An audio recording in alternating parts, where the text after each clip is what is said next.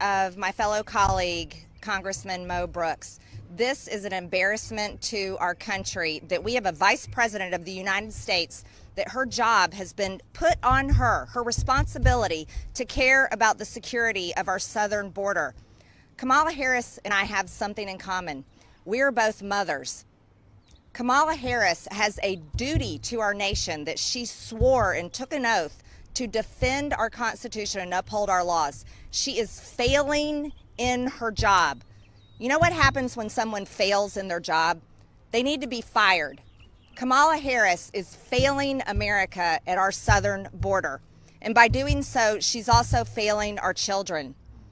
How many parents have lost a child due to murder or crime from illegal aliens in our country? This should never happen.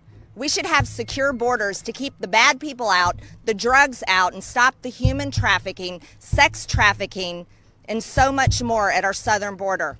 But instead, President Joe Biden and Vice President Kamala Harris are in business with the cartels. They are in business with the criminals because their border policies of ripping our southern border wide open is allowing the cartels to get rich beyond their wildest dreams as they traffic humans and drugs across our border. Enough of this. This is a serious offense to America and an embarrassment to the world. Kamala Harris seems to have something that she has a fondness in her heart for criminals. Remember, as Senator Kamala Harris, she shared the Minnesota Freedom Fund bail bond link to bail out criminals that were rioting in cities, committing crimes against businesses and Americans, innocent Americans. And now we have Kamala Harris that refuses to go to the southern border. She needs to do her job or she needs to step down. Thank you very much, Congressman Grothman. Okay. Now we'll hear from Congressman Rose. Thank you, Representative Grothman, for the opportunity to be a part of this group today.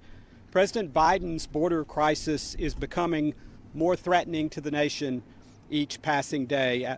The Customs and Border Protection announced that they seized 934 pounds of fentanyl at our southern border in May, a 300% increase from May of 2020.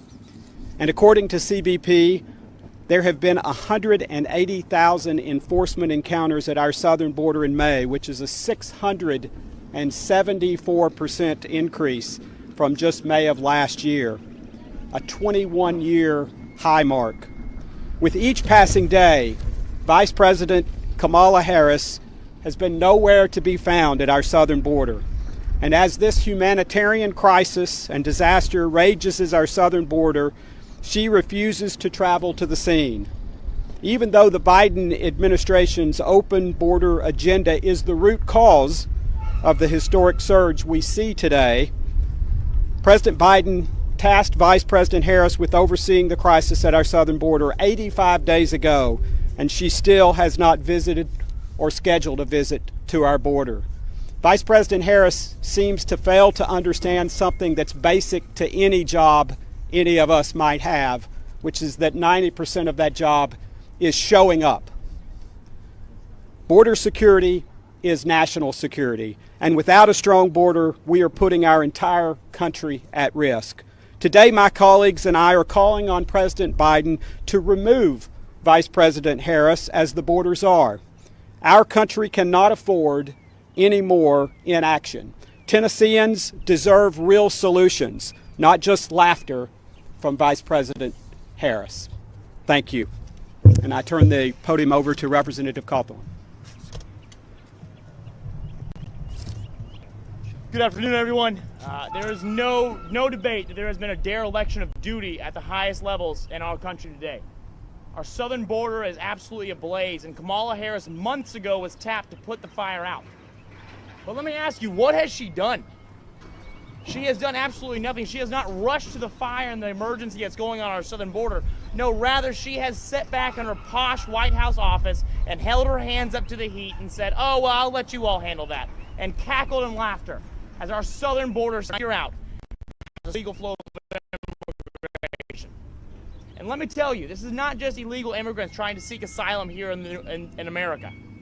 This is an operation being carried out by a paramilitary organization in the form of a cartel who is trafficking humans into our country. And I'm sure a significant majority of them are just trying to get to a better place. But who knows about the small minority who might be coming here for other reasons? Who knows who's going to come in here? Many people have been stopped and apprehended at the border who are on a terror watch list. And those are just the ones that we have stopped. I am calling for the immediate removal of Kamala Harris as the border czar. We must replace her with someone who will take this job seriously and will put American lives above her identity politics that she's wanting to do. Anyways, thank you very much for your time. Thank you. Okay. Does anybody have any questions? After 8 great... I think their concern is the border. I mean, in part, I talk about it a lot back there, but you combine the drugs, everybody knows instinctively that if we have, what are we at now, around 70,000 people a month coming across the border who we don't necessarily want here, that's a big long-term problem for the country. And quite frankly, we saw even under the last administration, very few of these people are going to be deported. Okay, so we're taking people, many of which, as was pointed out, are criminal, many of which are bringing drugs across the border, and you know, it's just permanently going to change America. And I cannot think of anything that has that sense of urgency right now. Any other issue? The COVID thing is dropping, you know, number of deaths dropping every day, and this is something that's going to affect America for generations. And we're not picking our future immigrants. We're taking whoever wants to break the law. So it's something I hear about a lot back home, and they are very scared for the future of their country, scared for their children, scared for their grandchildren, as we seem to have people out of control there. And like I said, I think, I hate to say there's still time to act, but I think there's no way, to me, President Biden anticipated this from his vice president, right? A vice president, to a certain extent, has to defer to her president. You know, not every job, every issue that you deal with up here is a sexy, fun issue. And obviously, Kamala Harris does not consider this a fun, sexy issue to deal with. But it's an important issue. It's the issue that maybe wouldn't have been anticipated going into this administration. I anticipated it, but maybe she didn't anticipate it. But somebody's got to deal with it. And she was appointed by President Biden to deal with it. She hasn't been at the border. She hasn't even pretended to care about it. And like I said, if you're down there, you've got to talk to the people down there. You've got to talk to Border Patrol. Otherwise, to a certain extent, you get spin. See what they think is motivating people coming across the border. Do these people, are they poor people? Can you tell by the money they have with them or by the clothes they're wearing that they're not poor people? These are things you can only find out by getting at the border. And she's not doing it. Not to mention, it's an insult to the Border Patrol. I talked to those guys and gals. I mean, they would love to see some backup from Washington, saying that they care. They don't like to watch 70,000 people a month cross the border. But what they told me, and I don't mean to bring up President Trump, but I'll bring him up again. We had a crisis 2 years ago. But at least at the time they knew President Trump was trying to do something about it. Now there's no end in sight. They won't even go down there and pretend to care. You would figure if you were just having your staff draw darts at a map of the United States, eventually one of them would land somewhere near the border. But it's like she's going out of her way to say, world, come in here, and to the rest of the country, go to hell. And quite frankly, I believe, telling her president to go to hell. Right? I mean, there's no way he would expect that she would be this insubordinate. Any other questions? Come on, good questions. Anybody? Any other comments here from my group behind me? So, Congressman, what do you and your constituents propose instead if you don't want Vice President Harris overseeing this program? Well, he's got a lot of people in that administration. Okay, people in the State Department, people in the Department of Defense, wherever, maybe people not even in that administration, to take control. Because remember, this is not inevitable. It was only a few months ago we were at 6,000 instead of 70,000 crossing the border. So this is not an insoluble problem. It had been solved. Right? All you have to do is have someone have the will to do it.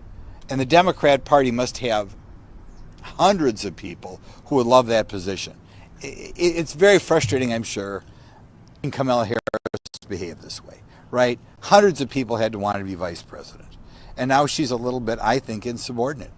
I really can't think of a vice president this out to lunch in the country's history. I mean, we had problems, I think, during Roosevelt, but he's just got to admit, and the public will rally around him.